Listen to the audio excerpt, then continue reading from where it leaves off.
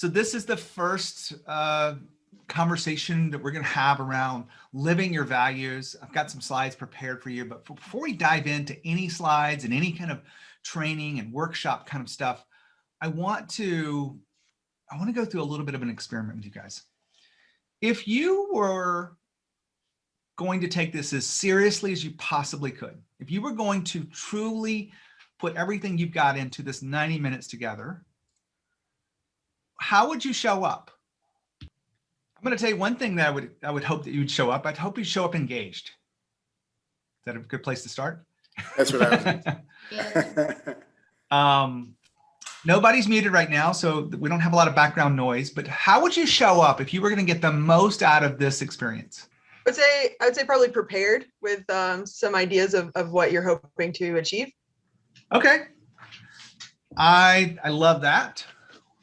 Anybody else want to share with us? How would you show up? Well, since you started talking about it, I went ahead and just shut my email off. There you go. Appreciate that. I think we would show up completely focused, and that's I think a behavior behind that is shutting your email off or taking this thing and really realizing, okay, it'll wait. Most things will wait if we really think about it. I start here because I want us to be as focused as we possibly can. I want us to engage when there's a moment for you to ask questions or for you to share something. You don't have to raise your hand. There's a small enough group here that we can actually do this really easily together. I will mute everyone if we've got some background noise, but it sounds great today, so this is perfect. And the other thing behind this is it just would be amazing if you would reflect deeply on how some of these changes would change the way you engage with others. The whole organization would change because of what we're talking about today. Reflect deeply on something that you can take away from this so that there is value, because this is not a training per se. This is actually a workshop to go deeper into a topic that I really feel confident is important for companies that want to create growth. And living values is something that I've seen time and time again, that if we did a better job with it, that we would get more out of it and we'd have more fun with work and everyone would get along much better. So that being said, any questions before we kind of go into a little bit of a framing of this? All right. I appreciate you guys being focused, being truly able to engage where necessary and reflecting deeply. Now, I do ask that, I know not many people have this, and I really don't have this very often, but if you have some paper or something you can write down on, it'd be a good thing to do, because I think that the connection behind some of the ideas we have, maybe you have a question that you want to ask, write it down and we'll come back to it. So that being said, I'm going to share my screen and I'm going to cut on a presentation that looks like this. Can you guys see this? Yes. Living your values? Yep. We can't see this, right? Yes, Yep, we can see it. Yes. All right. So this is not just training. I'm not going to just be hitting you with a bunch of stuff. In fact, if we do this right, it's about 50-50 in how we engage with each other through this. The questions, the level of ideas that are thrown about and discussed, we would be about 50-50. But the first part of this, because I want to set the frame, will be a little bit of me talking and not much of you guys. You guys okay with that? So I frequent this place quite a bit. Many of you probably do. Home Depot is a big brand. Do they have everything right? No. But one of the things I noticed when I went in there is they do some things right. They do some things wrong too. There's a little frustration I have. But I had a chance to speak with their CEO, Frank Blake. He's retired now, but I had a chance to go into him and I asked him specifically about their values.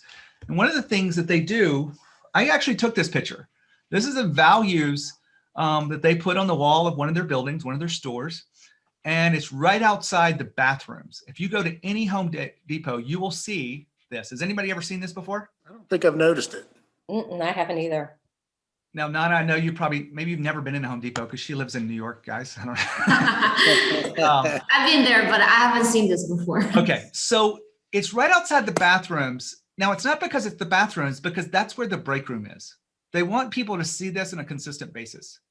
Now, this doesn't solve their problems, but I'm bringing this up because this is the context of we've got to go from these words into behaviors, right? So really the concept is, how do you go from these ideas of values into the behaviors at which we are engaging with others? And how do we see them consistently across our companies? That's the big idea, right? That's living the values. Now, this is a part of the training and the workshops that we provide inside of Fast Growth Boardroom.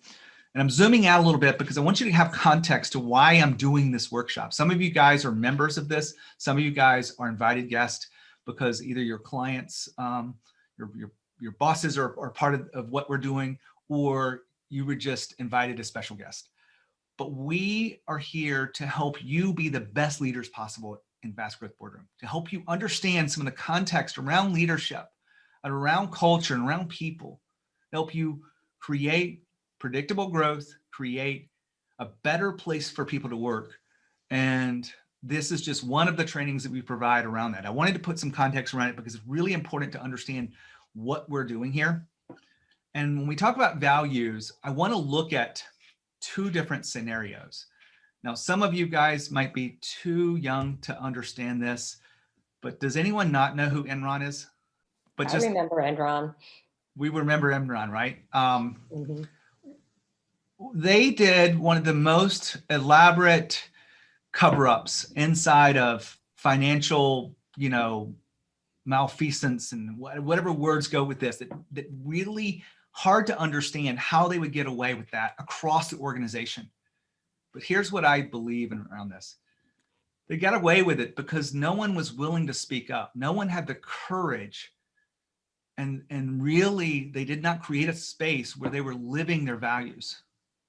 The funny thing is, their top value, if you can see on here, integrity, was one of the values that was literally etched in marble in their headquarter office. Did you guys know this? Yeah. But now you understand that it's not just about something, an idea that we have as an organization. We have to live it. We have to be very intentional about it. And that's one reason why I'm bringing this up, because this is kind of so the flip side of this is a company called Patagonia. I use a lot of examples because I want you to really understand this, and probably you know who this is. If you don't, it's a $1 billion brand, 3,000 employees. In order to work there, it's probably harder to get a job there than it is to get into Harvard as an undergrad. Think about that for a second. It's harder to get a job at a place like Patagonia than it is to get in, because there are so many applications, because people want to work for this organization because of what they believe and how they behave as an organization. This is Yvon Chouinard. Hopefully I've got the pronunciation right, but they once did a study. He's the CEO. He was the CEO. Now he is the founder of Patagonia. But they did a study. The employees are so independent that they're unemployable anywhere else. Think about that for a second. What do you think that means? They're unemployable anywhere else. It feels like they're given a lot of autonomy and decision making, and they can be entrepreneurial and really like have ownership over their roles. Those are some really big words there. I love that. They live the values. They really do. This is some of the values I found when I was talking to researching this company, and I bring this up because it's a well-known company, but reduce, repair, reuse, recycle, reimagine. It's probably not the best picture of those things. There's a sentence or two with each of them describing what they are, and look at this repair thing. We help you repair your Patagonia gear. You pledge to fix what's broken. They ran an ad that says, "Don't buy this jacket." Does anybody remember this campaign? Mm-mm. They had a No. lot of press around it because they literally said, "Don't buy our stuff." How many companies out there are saying, "Don't buy our stuff"? Well, what they believe and what they live is they live by the values that you should repair the jacket. You don't need to buy a new one. And they built an incredible company because of this. And the people are really aligned around the values together. Just to take this just a step further, Yvon was talking about values, and he said, I really want it to outlive me and for the next 100 years. That's how important they are to him. And so we're going to dive into what that means inside of today's workshop. Again, going back up a couple of levels, I want you to answer this. Anybody, can speak up here, but what would it feel like to be the best leader you can be? I'll go first. I think being a best leader, what you feel is you can bring more good influence to the people around you. And I like the idea of lead by example. So if you're being a good leader, you can really bring what you believe, what you believe in values and bring to the group that you're in. So, well, I guess I'm still talking about the same thing, like influence people around you. Oh, I love that. Leading by example and influencing others. How does it feel though? How does it really feel? Who else can share with us? How does it feel to be the best leader? You'd feel happy and satisfied. Feel powerful. Yeah, you would feel powerful. Anybody else want to chime in here? Yeah, Gene, I think you'd feel happy and satisfied with how you're living your life. Would it be enjoyable to come to work? Yes. If you were truly leading others, would you be getting a lot done? If they're raising their game to the next level, would you be getting a lot done? Yes. Yes. Perfect. Yeah. That's the reason why we're here, because I want you to understand some context in leadership that is not just about get the work done, not just about executing, but it's about how we make others feel, how we inspire them to raise their game, and how we lead them to do that. In all the work I do, I've tried to organize the real concepts around driving growth with companies. I think most of you guys know I work primarily with fast growth companies from the Inc. 5000. The founders and CEOs and their teams are all people that I connect with weekly, and many of them are clients, and really Fast Growth Boardroom caters to that set of people. And what I want you to have context to is when I think about growing companies, you've got to get a few things right. You've got to get the team right. You've got to get the right systems, and you have to be in the right place as a leader to make this happen. Now, I talked to a lot of my companies that already have grown pretty fast. Maybe they've doubled in the past year. Maybe they've tripled their revenues, but they really want to create predictable growth.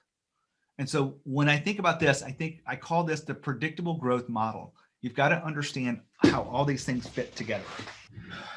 And this context allows us to understand when we go deeper into living the values in this workshop, where this really fits into everything. The problem is a lot of people have an ineffective team. Either they have an incomplete team, or they have people that's not playing at the fullest level. They're not taking real ownership of their work. And there's some space between what is possible and what is the reality. Also in systems, we have incomplete systems. As companies grow, we have things that are missing. I have a lot of my clients that come to me and say, we need to be a little bit more corporate. I don't think that's what they really mean, because they don't want the bureaucracy of corporate, because they're all mostly small companies like you guys. But they want structure, they want processes, and they want things to be systematized, because that's where we get predictable growth from. And one of the big issues is leaders are so focused on everyone else that they fail to grow themselves. They become idle. And it's dangerous when you, as the leader of a company, are not growing as fast as you want everyone else to grow, and not as fast as you want the company to grow. You've got to go beyond what's just right there kind of coming at you and be intentional about it. So what happens from here? Well, we've got to create empowering teams. We got to create teams that truly are, taking ownership, making decisions, and really working through challenges. We want systems that are evolving over time. In fact, we want team members that are empowered to create better systems over time, because the systems that got us to where we are have to improve. This is in marketing, sales, operations, everything. And then leaders must expand. I'm going through this because I want you to understand the full context of, we're not talking about all this today. This is such a big topic. But we're going to shine a light on exactly what this means. So again, this is a lot of data to be thrown at you, but empowering teams mean people take ownership. You have the right coaching in place that are developing people. You have the right rituals. The systems, you have the right foundational elements like mission, vision, and values. That's the MVV. Frameworks are very necessary for you to create systems. I'm going to share with you some of those today. Processes, and then every leader must make a mindset shift, even if they are already successful, even if they're worth $1 billion. There's mindset shifts that are necessary to want to continue to grow. And that's one of the big areas I work on. Energy management, getting people to really focus on what's most important, removing these things around the energy that drains them, and closing the gaps in their skills that are necessary for them to really to play at the next level. Now, all this I show you today is we're only going to go through the second V in MVV, the values, and we're going to be looking at frameworks, and we're going to be looking at rituals. Any questions on this so far? No questions? Come on, one question. I told you this would be interactive. We're going to get a copy of this. Yeah, sure. Easy question. Great question, Weber. Great question. We're going to quickly go through the rest of this, but I just want you to take this in. This is just a simple way for you to understand, how does this impact our business? How does it impact our bottom line? Well, today we have 4 futures in front of us. We can do what we've always done, and everything will probably be okay. It'll all work out. We could take a little bit of what we have today and we could create something that's good. My hope is that you'll go beyond good and create something that's a competitive advantage. If you want a culture where people are truly playing at the next level and engaging with their work, you want to make some of these changes, and you want to adopt them, and you want to make sure that they really pay off. And the other future is you have a dangerous place where you could drift into a place where it's toxic. You could not be paying attention to some of these things, and you can miss opportunity. This shows up when we have lower retention rates than we want. We're losing opportunity. We're losing market share. We're not growing as fast. We have probably some toxic elements. And the simple thing is, small changes now can make a big difference in your future. It doesn't happen overnight. You know that. You don't lose weight overnight. You don't change your revenues overnight. It's small things that happen today that will allow you to do something bigger tomorrow. Now, diving into this whole concept of values, I just took this off the internet. Like this is something we see. Maybe people aren't in the offices right now. I think most everybody's kind of in their own little spaces, which is fine. I think, Nana, you're probably still in the office, right? Yes, I'm in the office. But they put their values on the wall. As good as this sounds, and having something as a reminder to people, do you guys believe that that's enough? No, It's not enough, and it's helpful. Yeah. So you think it is helpful? I think it can be. Yeah, I think it can be too. It could be something that you walk someone out to the wall and say, hey, what does it mean to respect others? This is something we believe. What does that mean inside of our work? But it's not enough. We've got to go beyond that. We also because ultimately, if you don't, that ends up being a board that people are looking at as contradictory, right? Yeah. How many times do you think the Enron people walked in and saw integrity and they knew something was not right? My point. Yeah. Yeah, it ends up being a demotivator instead of the motivator. Absolutely. Right. Yeah. And but we have to be aware of that. And I think what we're going to talk about today is, how do we go beyond this? I'm kind of curious across your companies, and I think the biggest company here is Peggy, you're 200 employees. Mm-hmm. Do you think everyone could tell you the values? I think everyone, we have 5 core values. I think everyone can tell us at least 3. Okay. Not bad. I know sometimes I get caught up on them. I'm like, what's that 5th? But I think everyone can tell us at least 3. Not bad. I think it would, I don't know if that's a good enough. Hopefully today you'll learn some ways to reinforce getting them to learn all of them, but more than just getting to learn what they are. We want them to understand how they apply to who we are and what we do. Yep. Anyone else have thoughts on, do they think every person in your organization would tell you the values? No. No, Okay. no. It's an opportunity for improvement. Memorizing them is not enough either. Just that they could tell you the values. What's a value that you guys like inside your organization that you just really feel like defines your organization? What's one of them? Aligns with the organization, you Yep. said? Yeah, just like really, just like when you hear it, it says this is who we are. Peggy, you go first. What is it? Yeah, I was going to say, I've got one on the tip of my tongue. We have a value called move matter.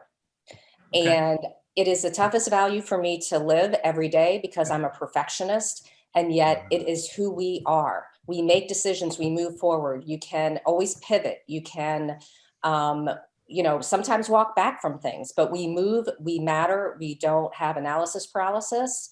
And it is a value that we absolutely live. Love that. Anybody else have a matter or a value inside your company that you just absolutely think defines who you guys are? I think our company, we have two news: be accountable and be compassionate. These two is not only to our, we bring this value not only to our employees, also with our clients. I think because we are a sales organization, mainly a sales organization, I think Yep. Be accountable, be passionate to our clients is very important to maintain the relationship. That's how drive the sales organization go long term, the relationship between us and clients. I'm going to come back to you because I remember when you guys were, Nana is from Universal Processing, which is one of our clients, and they did a rollout of their values when we recast them as a part of working together. And we're going to come back to that in a few minutes. Thank you, Nana, for sharing that. Why are values important? Let's really think about this for a second and really start to analyze this. Why are they important? They're the rudders of the organization. It'd be like a boat without a rudder. If you didn't have, something to provide direction, you'd end up just going around in a circle. Yeah, love that. What else would we share? Why are they important? I think value, to my understanding, is more like the saying that you believe in, that like everybody has the same goal. What do you think is right? What do you think you want to achieve? So it's like a guidance to put everybody together, like what you believe in. Yeah, My understanding. love that. And ultimately, it's difficult to be intentional about something you give no attention to.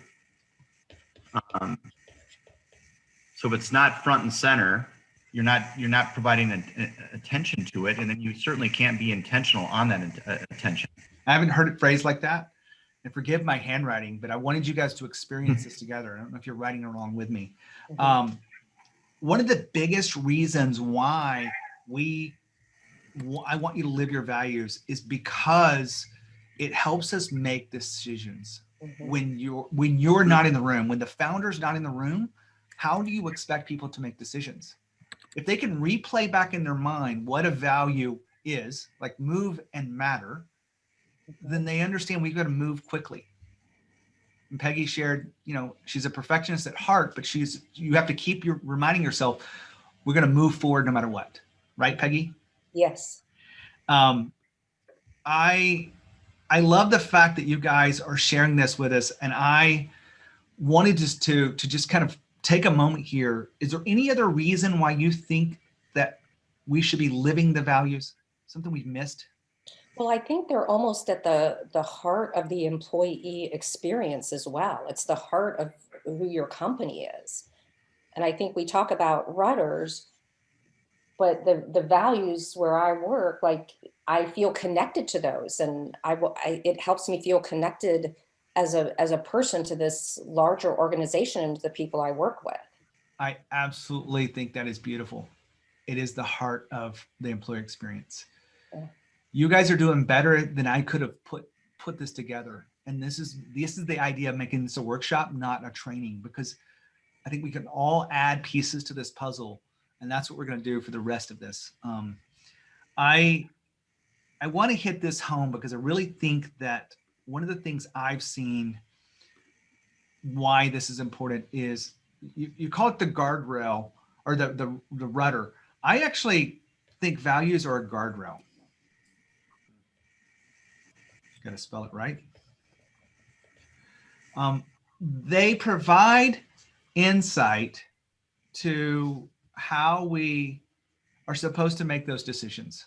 And in fact, one of the things I've seen that's really important when we talk about empowering people is if we don't let employees think for themselves, then we'll be surrounded by people who can't think for themselves. Do you guys see that? Sure. Mhm. Fast growth organizations will completely be stymied if that's the way they run consistently. We want to make sure that we're allowing people to think for themselves. And if we have these values, if we live them, then we have a chance to really create a place where people feel empowered and they're able to make those decisions. That's a great point, because if they don't, guess where all the questions go? You know, Yeah. And if you answer the questions, here's the dangerous part. You want to be helpful and you answer the questions. What do you teach them to do next time they have a problem? come to you. Talk to you. Yeah. Yeah. Never ending cycle. Yep.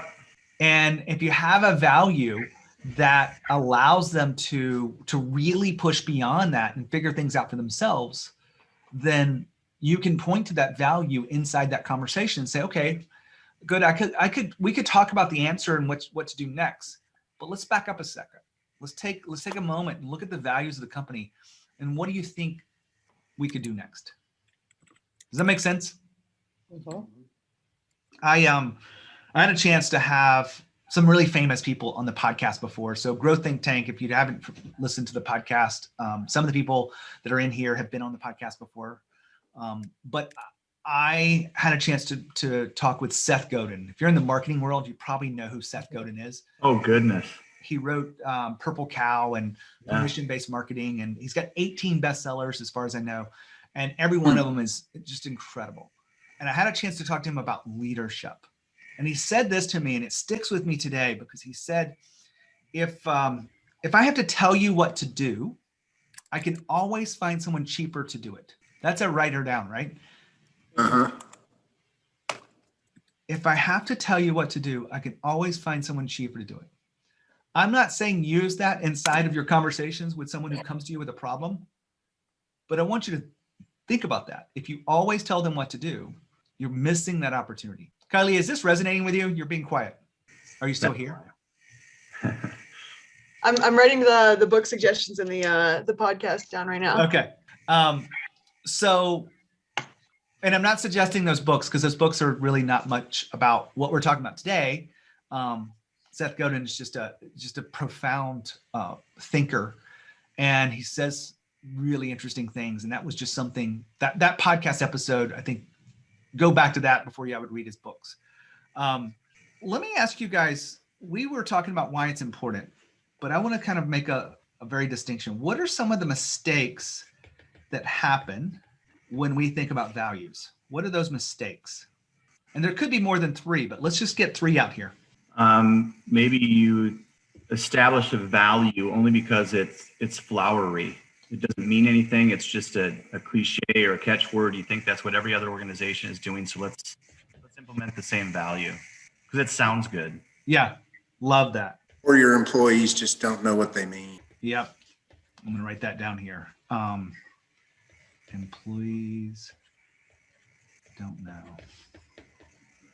To expand on that, I think sometimes companies can say that they want to do one thing, but they don't do that internally for their own employees. You don't live them. And I'm going to add kind of a bonus thing down here too. And then this is the core of why we're talking is it's not a one-time thing. Mhm. What do you guys think I mean by that? Well, it's not an exercise you do with your employees to get their feedback and then you post the words on a wall. Yeah. Yeah. You've got to make it a part of the everyday. You got to live them. All right. So all that being said, we're going to look at 5 different areas. 5 inflection points is what I typically refer these to. The first one is hiring. So let's talk just for a few minutes about how can we live the values in our hiring process? I think you can ask behavioral questions around the values you have to see if your candidates embody those values. Perfect. Let's take this a little bit deeper because I think a lot of people misunderstand that. I know Peggy's director of HR for, one of my client companies, and it just really, you get a lot on your plate with, a couple of hundred employees, right, Peggy? So you understand what these questions are. Who else could add something to this about these questions, or give us an example? So I actually recently went through the hiring process right after we workshopped our values for PTS. Okay. And PTS works with dentists in the medical field. And one of the things that we really decided on, that it was more important for the employee to fit within the company. We can train dentistry, we can teach you the systems, but if you don't fit in and you don't get our humor, and one of our big priorities is fun and the team building, if you don't fit in, then it doesn't matter what you know. Yeah. If someone's not fun in the, before the hiring process, they're probably not going to be fun down the road. Is that fair to say? Or, Yeah. I mean, let's be honest, like fun doesn't mean you're funny. It means you can, laugh with others. You can see opportunity to really let go and enjoy yourself. Some people can't do that. And if that's an important value to the company, then you want to make sure that you're bringing in people that have that fit. Side note here, one of the questions I ask, I don't ask this in every interview. I've had over 500 interviews with founder CEOs from fast growth companies. And sometimes I ask them, what's their biggest mistake? About 50% of the time, they will say, I used to hire for skill fit. Now I hire for culture fit. This fits along perfectly with what we're talking about. Do you guys get that? Mm-hmm. Because this is a workshop, I want to drive a little bit deeper into this one thing, asking a behavioral question. Let's workshop this a little bit. What's a value that you guys need to have a question for? Anybody come up with this? Well, one of our values, Gene, is we don't have this written on the wall, but we tell people this all the time. You are the CEO of your day. I'm going to ask you, just so that we're all on the same page of this, what does that mean? Yeah, to us, that means you are empowered to solve the day's problems in the way you see fit. You're empowered to make decisions. You Okay. don't have to come and ask that question. Love that. And this is different than what we talked about the other day, Mike, because Mike's, one of the fast growth members here, and you talked about your values, but now you've actually said, okay, no, this is really one of our values, right? Right. So I'm going to ask someone else, and really this is open to anyone other than Dawson and Mike, because you're in the same company. How would you ask a question, a behavioral type question, to see if someone is the CEO of your day, if they believe that? What would be a question you could ask? I mean, I would give them an example. So for example, like the person that we just hired is the executive assistant, ensuring that they're able to prioritize and make their own decisions. I would say, okay, you have these things going on. Someone's coming to you for this, someone's coming to you for this. You've got a phone call and an email. How do you prioritize those things? Just to see if they're able to make those decisions on the fly with limited information. That's a type of question where you're actually asking them to do it on the spot. I love that. Is there any other types of questions that you could use to determine behavior? Potentially have them describe a past event with an employer or a work colleague, something that maybe stretched them or caused them to, make a decision. You just past experience. Perfect. we've got to be able to ask these behavioral based questions. Here's the kind of special tip that I would give in this. You can do this on the fly, not recommended, or you can be intentional. If you know what the values of the company are and you're living them, you could have 2 or 3 questions. And actually, was interviewing someone, so I'm going to share back some of the things that people have said. And they said they keep a Google document. And so they will keep a library of questions based on the values, and they will let whoever is interviewing that person pick the questions that they want to and let them customize it the way they want to. But they have some support, because it's not just you interviewing them. If you want to be intentional about this, you could support your managers. Does that make sense? You bet. You have that library of questions that allow you to understand the behaviorals. You could have a little workshop and say, look, we want to hire the right people. This is why it's important. And we want to ask questions to see if they're a natural fit. I love that. Perfect. I think you can actually look at the resume of someone. If you're really looking through the lens of your values, you could look for places where they are in alignment or not in alignment with the values. This might be a little bit harder, but it is an area. I know the funny thing is a lot of people aren't looking at resumes. Have you guys heard this that much? Really? Yeah. I think a lot of people now go out to, my wife is in recruiting, or was, and they go to social media. Yeah. Really good to see. And that's the reason we got to be careful, right? With what we're sharing in our, all the stuff that we can put out there. Are we being portrayed the way we want to? And we could be ruled out of situations based on what we believe. And I do believe that we want to bring in people that are a fit culturally. Going back to what Kaylee said, if they're not fun and you believe in being fun, they'll probably never be fun. I love that one. That's my favorite. I actually have fun as not only a value inside a fast growth boardroom, because one of the things we do together is go race Porsches or go do fun stuff. That is something I really believe, because people need to engage together and beyond just the contextual of what's going on. So never lose your sense of humor. I mean, I just think that's huge. I want to take this a little bit further because I think a lot of people misunderstand this. But let me pause here for a second. Are you guys getting much value out of this so far? Yes. We're about halfway through. Are you guys being focused? Yes. You guys being engaged? I know we're asking questions. Do you guys like the iPad thing that you can see these notes, or do you want me to just cut my camera on? Keep it on. No, I like the notes. Okay. Yes, good, yeah.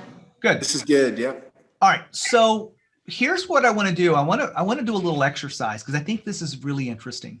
Is a lot of people misunderstand that values mean we're hiring people that are just like us, but that's not really the case. So let's look at it this way. Mike, I'm going to use you as an example. In some cases, you need to hire people who are detail oriented. Now, for you guys don't know this, Mike's in the accounting world. That's probably a big part of your hiring on your production team. Is that right? It is. If they're not detail oriented, they probably don't last very long, do they? That's right. We also need to hire people who have a little bit of a creative approach to it. Would you agree that there's some roles inside your company that require a little creative approach? Or do you have none of those roles in your company? No, I completely agree with you. All right. And then we have an influencer, right? Dawson is one of the top sales reps there, and is also a partner at the company. Dawson's an influencer at heart. Is it okay if I say that, Dawson, call you out? Fair. So there may be 3 different roles inside of organizations. Peggy, can you agree that inside your company, you've got kind of at least these 3, maybe even more different types of people? Yes. Kaylee, same thing with you? Yeah, definitely. Nana, how about you? Yeah, definitely. Am I missing someone? Because I'm not able to see you guys because we've got the way the screen sharing is going. Is this just who's here? I'm not missing one, right? Okay. So here's what I want you to think about. If you have a value, I'm going to use one of my values because I thought about this in advance and I don't want us to do this completely off this, but one of our values is elevate the experience.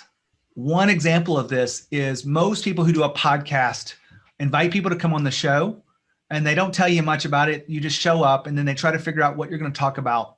But we actually have a pre-interview process. We actually talk to people, get a feeling for what they're best at, and we answer their questions. And most of the responses back are, this is so amazing. Most people don't do this. I really appreciate you taking care of this and doing this way. Is that a good example for you guys? You may not understand the podcast world, but it's just not normal for people to do pre-interviews. They just jump right in and start recording. So if you have a detail-oriented person, how would you ask them to elevate the experience? And Mike, you can chime in on this because you've got a lot of people that are in production. How do you elevate the experience when you're detail-oriented? Well, I think one of the things you do is a way to make the interaction between our company and our customer easy on the customer, least intrusive. I don't know if I can spell least intrusive. So not time Consuming. I mean, I think that's a good one, Mike, because if you think about it, we are their employees, but we're not their employees. And we've certainly been hired to get a project, but we are, at the behest, or, we're controlled by their communication, their bandwidth, their time frame. And so, but at some point in time, you do have to push back and say, listen, if you want this done, you've got to get to it. So there is some politics, there's some creative, get from them what you need ultimately to fulfill on what they're paying for. And I think that's a great point. Now, you take someone who's a creative and they have the same value. How does that show up for them? Peggy, you've got a lot of creatives on your staff. How does that show up when someone's willing to elevate the experience? Yeah, oh boy, it shows up with a creative. Yeah, with us, because we deal with external clients as well. I think it's by all I can think of in my head, Gene, is it's just, they may ask for a wireframe, but we go above and beyond with that, right? Like it's not just a wireframe we present. So the experience isn't just what they've asked for, but I'm not doing a good job of because I understand the world of creativity because I work with a lot of clients in this area. When you have a creative and you're hiring in this process, you may ask them, hey, when you're asked to come up with, a campaign for a client or some ideas, how do you go beyond expectations? Oh, I'm sorry. We're still in the interview. We're still in the hiring part. Oh, my apologies. Okay. Yes, absolutely. Yes. So you guys get the idea here that you can have someone who is in a certain role and they have to have certain skills and this is the way they are, but you want to see if they're aligning to the values of the organization. You guys get that? Yeah. Sorry. Since we have one real, salesperson on here that's just a tremendous influencer. If you were interviewing someone that's going to elevate the experience and who's an influencer, how would you do that, Dawson? I guess I would try to find a way to topics of discussions or scenarios that they become animated. I want to see, because we're very much about communication and relation. It's one thing to be detailed, but if you can't be relational, you're probably going to come across too much like a robot, as just a process procedure type of person. So for me, I want to find topics that animate them to see what they would be like, because they're interacting with other humans, right? And ultimately, when you have a professional services or consultancy, it's not always about the job. It's still about being a human, right? Yeah. And being relational. I don't know if that answers your question. I think it does, because I understand the context behind it. Does this work for you guys? Yes. Do you see how hiring based on a value fit and a culture fit isn't about everyone being detail oriented or everyone being a creative or everyone being a certain way? These are just three scenarios that I thought I would kind of dive into. and use a value to show how it shows up differently for each of those people. You guys see that, right? Any questions on this? I'll take that as a no. The No, one that's, thing that, I just want to say, Gina, as someone that like, this is part of my world. yep, This is one of those things that requires intention and takes time. And that's why I think the library is such a good thing. This is a really good exercise. Mm-hmm. Yeah. Mm-hmm. perfect. Be intentional. There's that That's word really again. what this is about. Like, I had so many things I wanted to bring up today, but if we are truly living values, we are not reacting to the moment. We are being intentional. And the rituals and the frameworks that I'm sharing with you today are just ways you can be intentional and you can go beyond this. Like, there are things out there. There are so many things that from the podcast I couldn't share with you. I had my team go back through a bunch of interviews to be able to pull this stuff out. And I wasn't even able to go back to these examples. So we're just having this like workshop style where it's just you and I talking. But there's so many examples of little different things you can do. And we're only going to scratch the surface here today. But this is about being intentional. I'll leave you with this because we're still in this number one, hiring. Employees don't leave their values at the door. They come in with them. I'll give you a big one inside of this just for you to reflect on is ownership. This idea comes from hundreds of interviews with founders, CEOs of fast growth companies that they want people to feel like owners.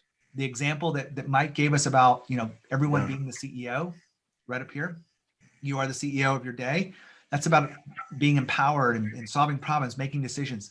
This is all about feeling like an owner. And one question you can ask in this is, tell us about a time that you didn't hit a big goal and what was the reason for you not hitting it? Because people that take ownership are not blamers. Great point. They're not Victims. victims. Yeah. And if you want to understand where people are, and ownership is a big, important piece to what you're doing, you want to make sure you can get to the heart of that. Because if they completely say, I set a big goal for losing some weight one time and I didn't do it. And I didn't do it because my wife kept eating whatever. They blame someone else when the reality is they put the food in their mouth. They made those conscious decisions, or maybe subconsciously, but they did not show up in a way that was aligned with that goal. And you want someone to take ownership. You want someone to respond with that. I set this big goal out there. You know what? I didn't make the time for it. I let my life get busy. I was the reason I didn't hit the goal. Does this bring it home for you guys? Yep. Yes. All right. So number 2 is, we won't spend that much time here, but onboarding. Why is onboarding an important piece of values? That's the expectation. There's that rudder again. What is something we can do better in the onboarding process that allows us to truly live the values? Spell it out. Sometimes, Spell it out. Don't assume Okay. that they know it, that, they're going to be who they were in the interview process. They're going to do what they say. Let me give you some suggestions, because this is maybe a little area where we're not that familiar thinking about it. Is you want to make sure that beyond just giving them the laptop, the phone, email address, the benefits and all that stuff, beyond that stuff, right? You want to make sure you take time to discuss values. If you've got a really small organization, this might be an hour. If you've got a bigger organization where you're hiring in 3 or 4 people in a certain day and you've got a set onboarding process, it might be a little bit more than that. Does this make sense, taking time to discuss the values?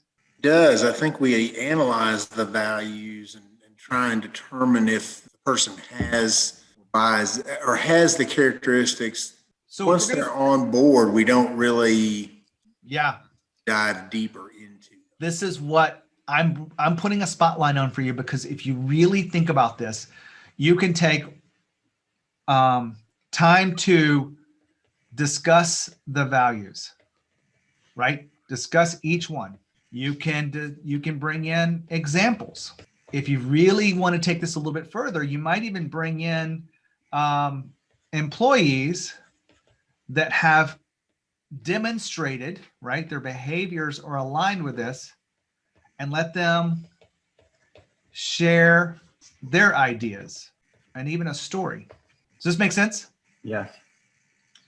You can use some of the things that I'm going to share with you a little bit further that allow you to get on the same page with everyone. But you want to be intentional about the onboarding process.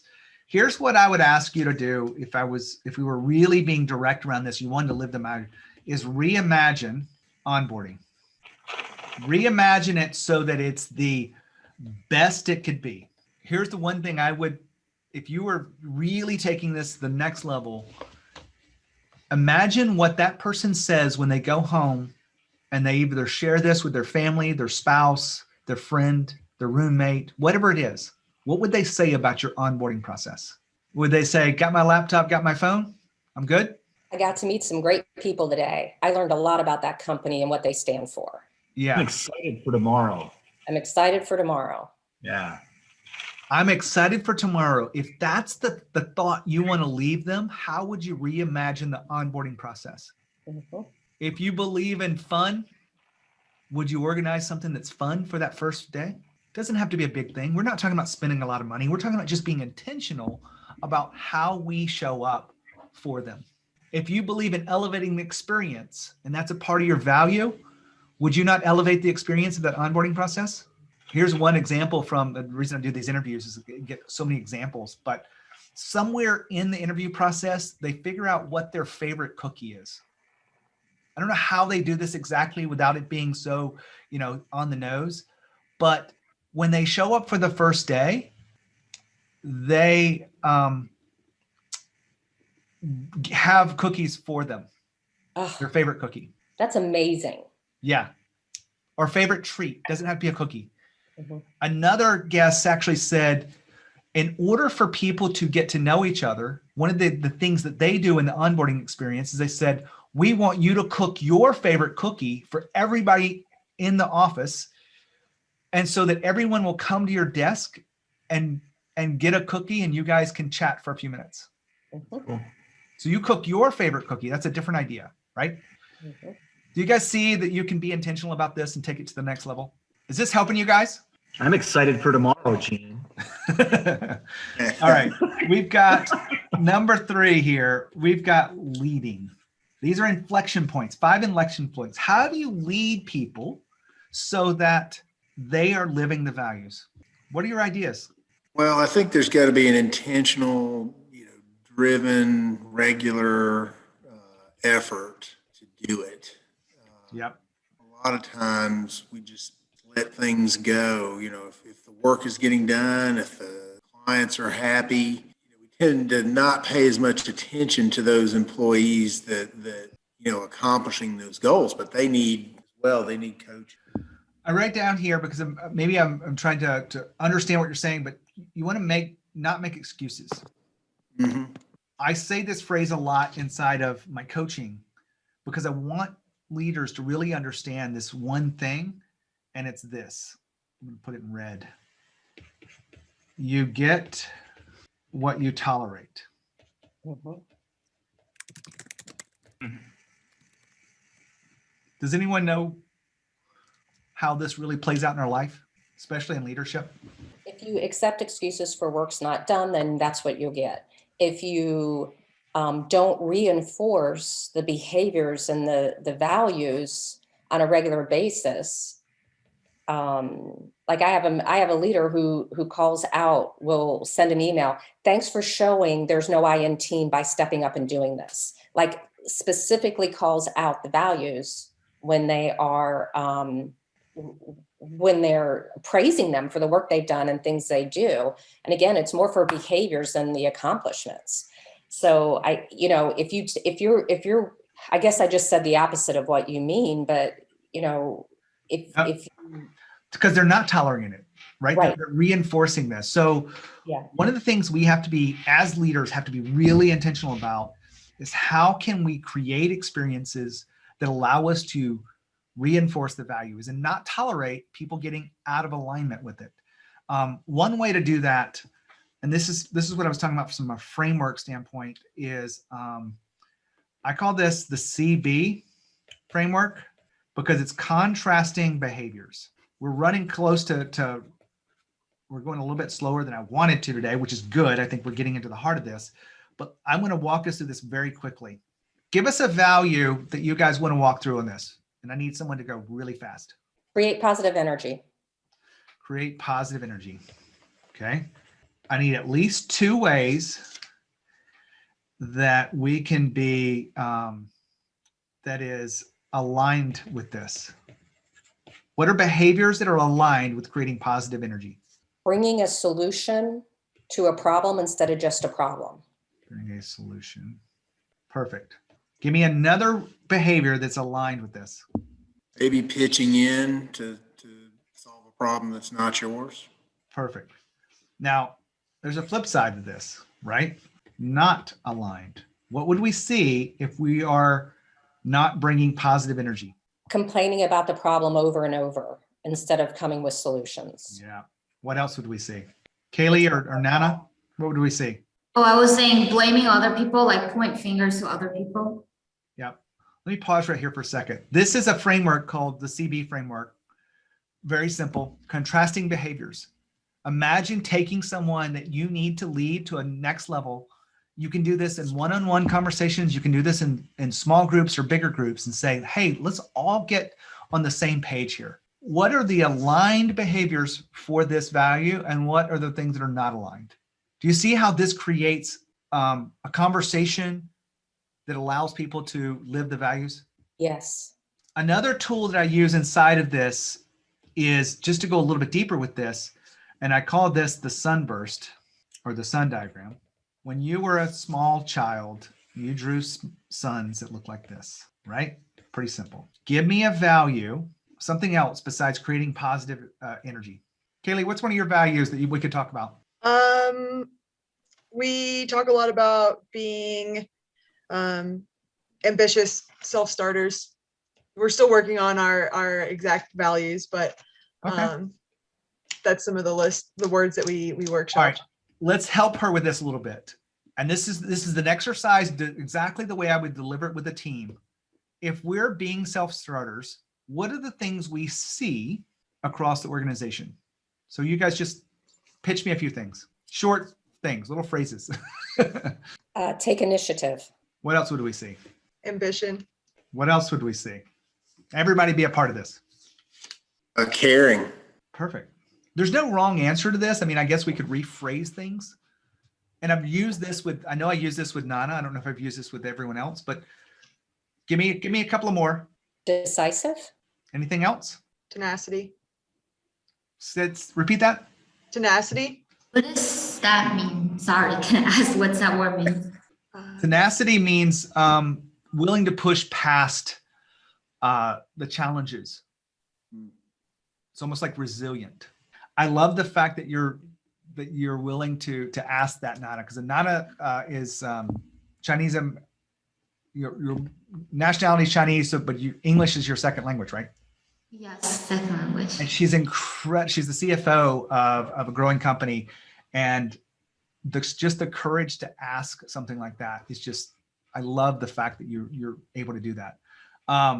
This sun diagram is a way for you guys to get on the same page. Everyone talks about alignment. We talked about some of the problems is people don't really understand what the value is, but you take the time to say, here's what we believe is the value and talk about these things. This is what I mean by going deeper and living the values. Leadership is not just about execution and did we get the work done, looking at the metrics and what's next. It's about stepping back and saying, okay, here's what we really believe. We believe in being self-starters. What does that really mean to us? What would we see when we're being a self-starter? You guys get that sun diagram? You guys with me so far? Yes. With you. Yep. All right. So inside of the next one is developing. I'm going to be very respectful of time here. We've got about 13 minutes left.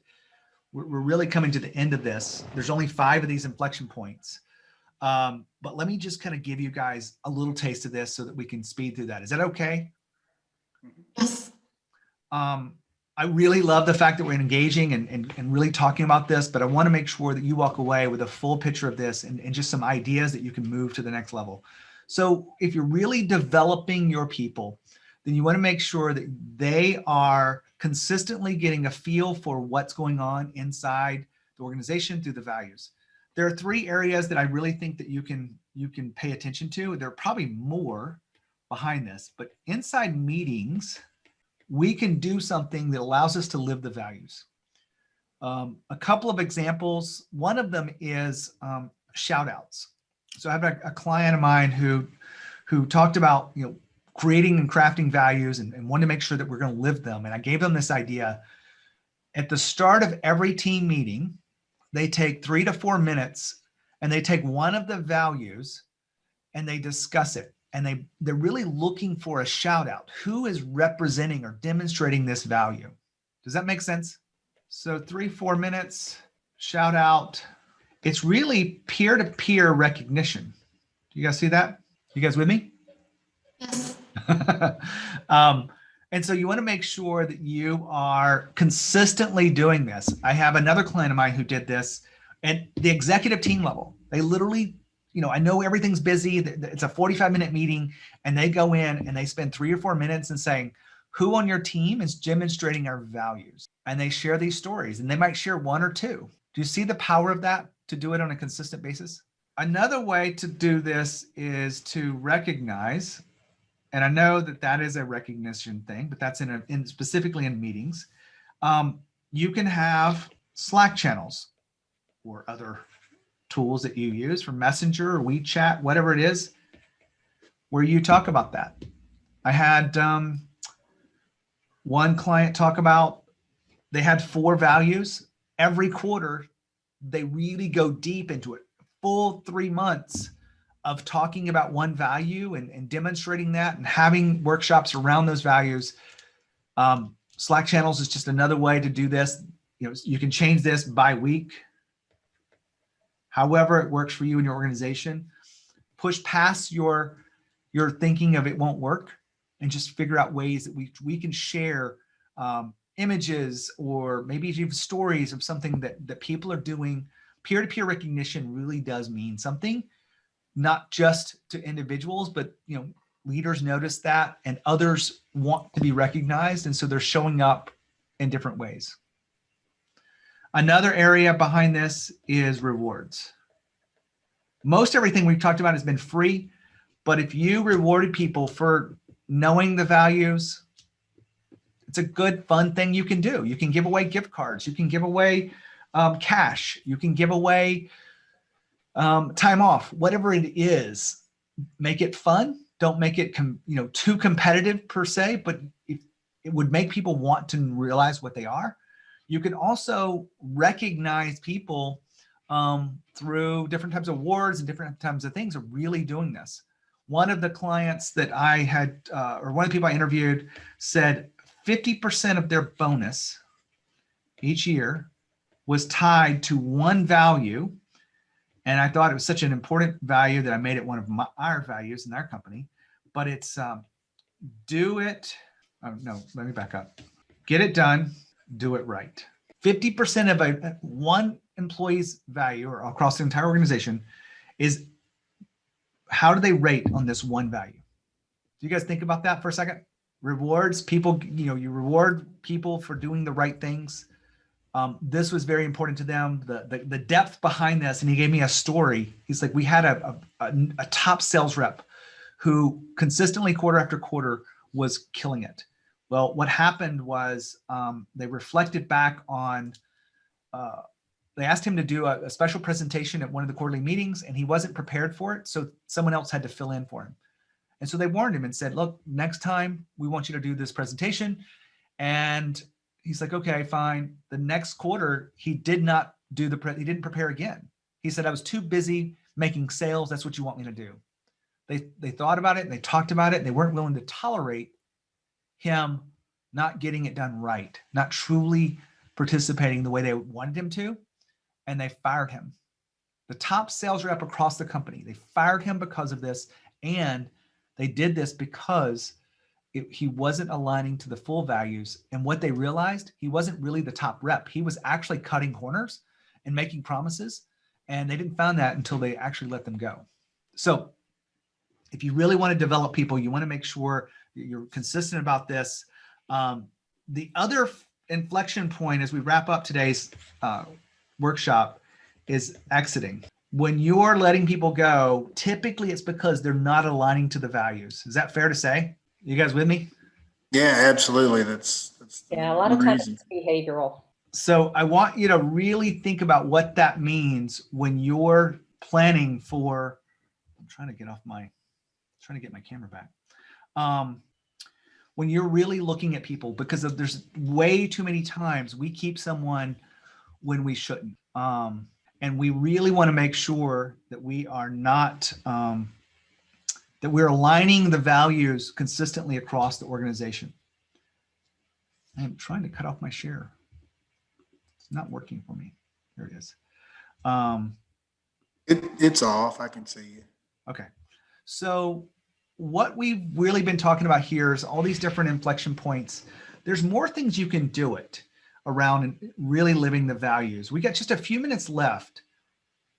Do you guys have any questions around living the values? Well, I think it's hard to do if you've not, like me, you haven't spent a lot of time in your career doing it. It's a shift in your behavior.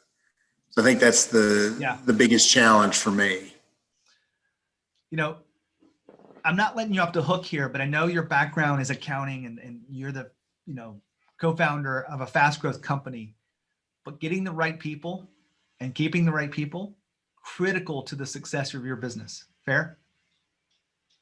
Correct. Yep. And you want to make sure that you're intentional as you can about the values. We talked about why they're important, the guardrails, people making decisions. They should be able to go back and say, let's take that self-starter. What would a self-starter do when I'm faced with this problem? Should be pretty easy. It's like, okay, I got to get moving. I can't just wallow in it, right? Right. And so, yes, there may be some new things that you're learning and awareness around this, but it really isn't important. So I want to ask a question and really love for your participation. How sold are you on the importance of living values?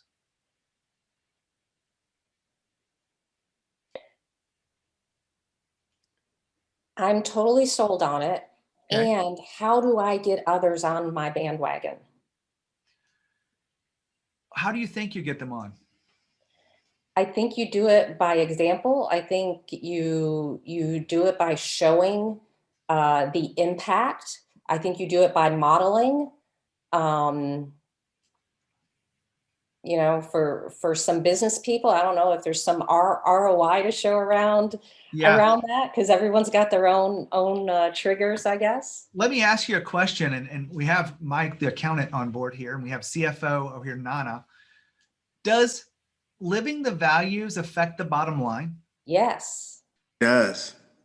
It really does. I could tell you it did, but I wanted your impact. Kaylee, do you think it affects the bottom line at your company? Absolutely. Yeah. That's one reason why you're here today. I appreciate you guys spending 90 minutes with me. That's a lot to ask. I really appreciate this, but what you've hopefully walked away with is something that you can really live with. And I want to answer Peggy's question because I think it's a very important question. How do you get others to buy into this? Leading by example is a big one, but another way to do it is to start small. Start with your individual team. Start with another team that you want to say, hey, I want to talk to you guys about this. Let's do something a little bit different. Let's create something that everyone could learn from. You've got a lot of creatives in your company. You could find a team and say, look, here's our values. How are we living it? You have a creative team and you have graphics people. You could have them create something graphically that could be shared. One of the things I ask clients to do sometimes is write their values down on these little 3x5 cards. Let it sit by their desk. I've walked into clients before 6 months later and employees of clients, and they said, I've still got my card and I know that I've got to show up differently because I've got this right in front of me. So there's small things you can do to get people to buy in, but you can also use these frameworks like the sunburst or the CB framework, contrasting behaviors. you can have conversations, not just about the work, but about the values. Does all this make sense? I see that we're right at the edge of this. I want to ask you a question and each of you to answer me. Maybe you can write down your paper. Who would be one person in your organization that you would have a conversation about living the values? Who's that one person that you would talk to? Who wants to go first? Jean, can I ask, Yeah. what do you mean is make that person know about this, like leaving the value, or you want to discuss this idea with the person? Yeah, just it could be just discussing with them what you learned today and how we can adopt this, or maybe it's how we could make our onboarding process better. I don't know which specifically. Okay. I guess I'll go first. I guess in my head there are two people, so it's not just one because we're kind of like a team, executive team. So I guess I'll talk and discuss with my COO and head of sales.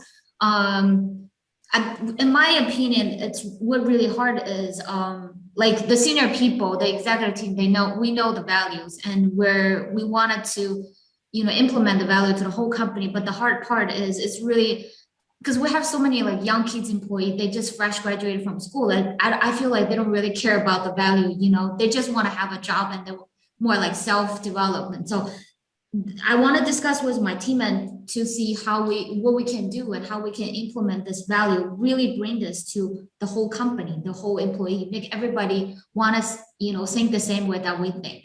I love that. That's Challenge you a little bit on that. Just because you have young people doesn't mean that they don't care about the values. In fact, what the studies have shown right now is people care more about a great place to work than they do about the money they make. They care about the relationships they have around them. And the young people want to know that they're growing and get the right experience more than the money that they're putting in their bank. All right. I know anybody who needs to leave, I guess, can leave, but I'd love to, if you've got a person that you want to talk to, I'd love for you to tell me who that is and what you would tell them about today's presentation or workshop. Kaylee, what would you say? My person is pretty obvious to me. It's the person that we just hired. He's the executive assistant, and so yeah, he's been on with PTS for a little less than 2 weeks. Yep. And I think our PTS does a great job, especially from Kyle down, of really living those values and showing them, but really not just living them, but being very intentional with speaking to them and putting a name and going right to the front lines, the newest employee. Yep. Yeah. Peggy, who would you tell and what would you tell them? Yeah, I'd actually have a conversation with Manish. Okay. CEO. Because, say that again? Your CEO. Yeah, he's our CEO. And I think he believes, his belief is that culture is nothing more than conversation. And so I would present it to him that, look, these are a lot of the conversations we can be having. And here are the things I learned. So I think there's a way I would approach it that I know appeals to him.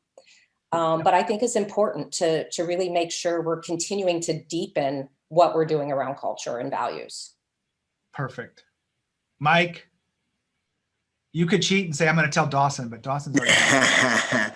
No, I would talk to Paula right away. Okay. One of the things that I really got out of this morning, we're always looking for people. And as you know, we have made some mistakes. And I like this idea of integrating the values into the hiring process and actively looking for those values on the front end, and then actively reinforcing them once they're on board. So I talked to Paula. I will talk to Paula today. Here's what I leave you guys with as we just really wrap up today is values are not just a one-time thing. There's something that we truly want to make consistent and find ways to alignment. I've shared with you a few frameworks, a few ideas that you can do. I didn't share with you the one story I think that pulls it all together. There's a brand out there called the Ritz-Carlton hotels. We've probably either you have stayed there before and you admire the brand or you know of the brand, but Ritz-Carlton is known for one thing. What are they known for? Isn't it their service? They're known for excellent service. They are known across the organization with thousands and thousands of employees about excellent service. Do you know how they do that? So if you have any roadblocks about how do you create excellence across your organization, you do it consistently. I had the co-founder of Ritz-Carlton on the show before twice, and his name's Horst Schulze, and he shared with me how they do it. Here's what it is. They have 24 service standards. So no matter how many values you have, I hope it's less than 24, but they have 24 service standards or standards of service. And what they do is every day, every shift change across the world, they pick one of those service standards and they discuss it for 3 or 4 minutes. They give examples. Every day it changes. Every 24 days, they're repeating the cycle because their theory is if we do this consistently, they will finally get it. And no one has an excuse for not staying in alignment with this because they have a no tolerance for not having excellent service. Does this bring it home for you guys? You have less than 24. What can you do as an organization consistently that allow you to live the values, that make sure everyone's in alignment? And this, I leave you with something I hope will inspire you to make some small changes. Most of them cost nothing, but they will create a better place to work. They will create more of a leadership within the organization. You will be admired as a leader when you bring something like this inside the organization. We didn't get into the ritual side of it. Some of these are kind of ritually, but there's more to discuss inside of all this stuff. But thank you for being a part of this workshop on living your values. This is a part of the Fast Growth Boardroom series of learning, but I really appreciate you guys being here. If you have any questions, you can leave if you need to leave, but if you have any questions, I'll stick around. That was wonderful. Thank you. Thank you, Peggy. Nice to Thank you, meet Gene. everyone. You guys take care. Kylie, was this good for you? This is awesome. Yeah, I'm excited to go into work now. I appreciate it. And please give Kyle my regards, and you can share with him the value of this and any of the insights around it. Absolutely. Thank Thanks, you. Gene. Nana, it's great to Yes, see you. Mike, definitely always great to helpful. see you. Thanks, Gene. Appreciate it. Thank Awesome. you, Gene. You All guys right, take talk to you care. later. Bye. Bye.